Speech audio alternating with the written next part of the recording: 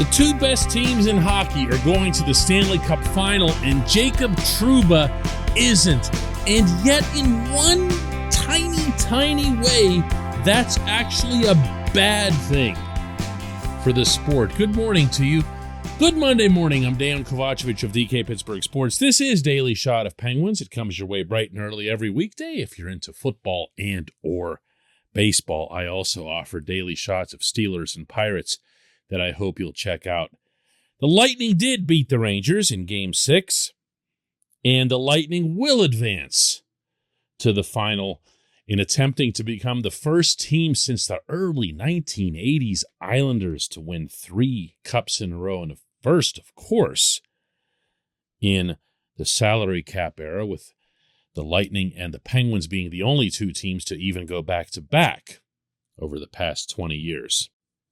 And yeah, great for them, better for us, because we get to see the Lightning against the Avalanche, the unquestioned, I would think, best overall team in the league all season long. But, their goaltending, Darcy Kemper, Pavel Francouz, this isn't stuff that should excite anyone on the Denver end when going head-to-head with this monster version of Andrei Vasilevsky. We'll have time enough to advance the final here in the next couple of days.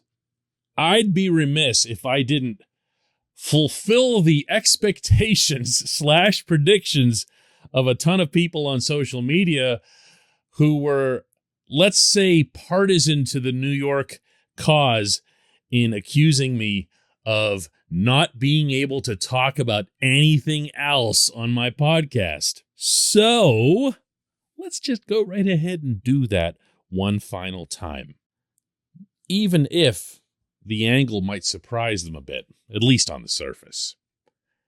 If Jacob Trouba were to have advanced to the final, the miscreants who run the NHL's hilariously named Department of Player Safety would have had at least one final opportunity to send a real message, not just to Trouba, not just to the Rangers, but to everyone, that headhunting is not okay, that there's nothing remotely acceptable about willfully attempting to injure people's heads, never mind doing so systematically and repeatedly.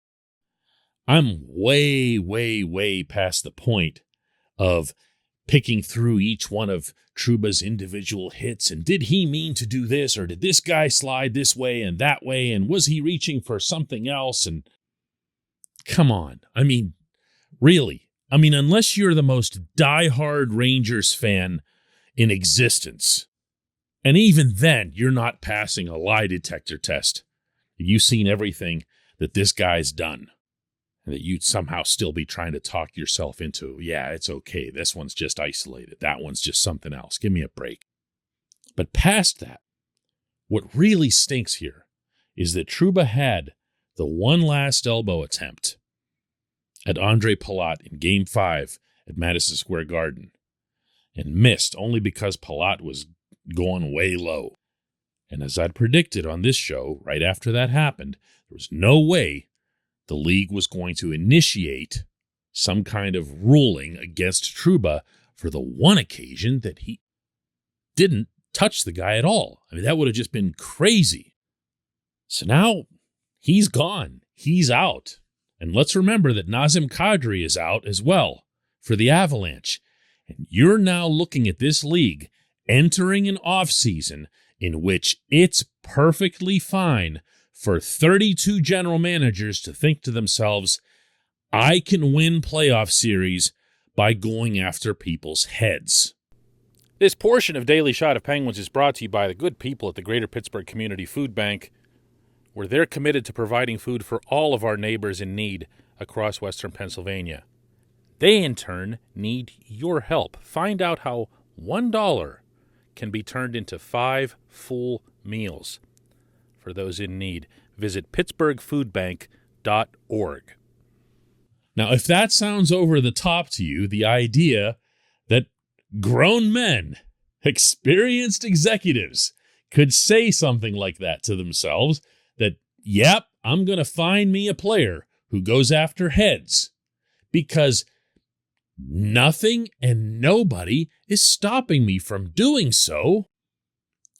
And within that, you see how the Rangers were rewarded for it, not so much through the regular season, but especially in the playoffs, that even when Alexis Lafreniere, a former number 1 overall pick who's been basically gooned up by Gerard Gallant, makes sure that his elbow clips Victor Hedman, one of the world's best defensemen, and knocks him out of Game 6, and there isn't even a penalty. There isn't even a call on the ice, because that's the other thing that happens. The on-ice officials see that there's no supplementary discipline being issued, and they think, well, the league doesn't care about this. They don't put their arms up, and there isn't even a minor. They're going to put their arms up over something that is infinitely less significant, but they won't do it over that. Similarly, Trouba goes running into Corey Perry with the puck more than 20 feet away. It had gone through Perry, but it was way past him. And he levels Perry with a shoulder to the chest. The contact was legal if it wasn't flagrant interference. But it was. And here again, the officials are watching this and they're thinking to themselves, yeah, but that's Trouba. And the league isn't doing anything about him, so it's going to be okay. My arm stays down. There are exactly 32 general managers watching this Stanley Cup Final. They know what's going on. They see what's happening on the ice, and they are very much aware of not only how, but also why the league is reacting to it the way it did. The league did nothing about Trouba. The league did nothing about the Rangers. And the Rangers made it within 2 wins of the Stanley Cup Final. So what happens now? Do you think that Gary Bettman, of all people, who's lacked any semblance of leadership throughout his time in the league, other than, of course, the implementation of the salary cap, is going to say in his press conference in advance of the final that, we really kind of blew it there. We should have been more vigilant about headshots, and we definitely won't be tolerating that in the future. He's never done any such thing. He's never come close to admitting being wrong about anything, least of all headshots, because that actually ended up being almost the biggest loss of his tenure had he and the league went down in that CTE lawsuit. Nothing will happen, and you'll see a generally clean series between the Avs and the Lightning. Again, especially because Kadri's out. And everyone will sweep all this under the rug, except for the 32 GMs. And you watch, ever so slightly, this game is going to change for the uglier entering into next season. When we come back, J1Q.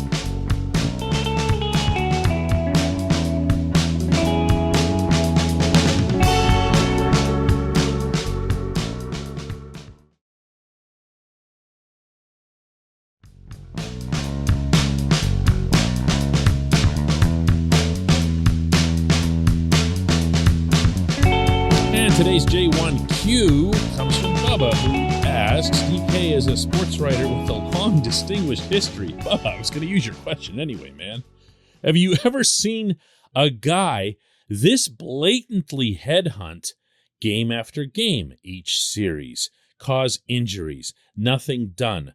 We've had Tom Wilsons and others, but I've never seen a guy become an open predator like this.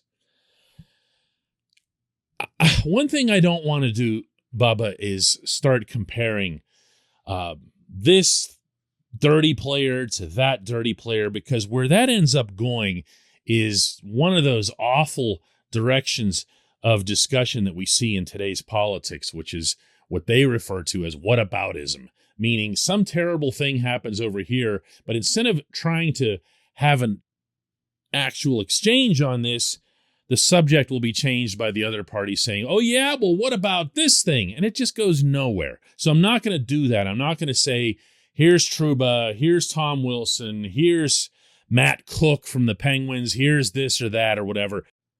What stands out to me about this whole Trouba episode was that nothing was done.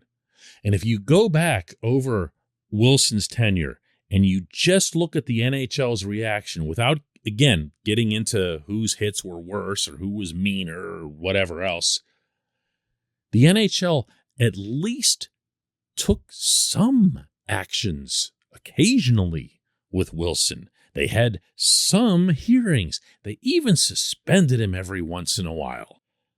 It always felt reluctant. It probably was reluctant given that George Peros, former enforcer, runs the NHL's hilariously named Department of Player Safety. But it did happen. And with Trouba, you never even saw a minor penalty. You never saw an arm go up. You saw an elbow go at Jake Gensel's head. And you saw an elbow knock Sidney Crosby out of a couple of playoff games. You saw an elbow take Seth Jarvis of the Hurricanes out. You saw an elbow at Andre Palat. These are consecutive series right there in front of everyone, in front of the full hockey world watching this late in the playoffs. And you saw not one single reaction. Bubba, that's what stands out here for me.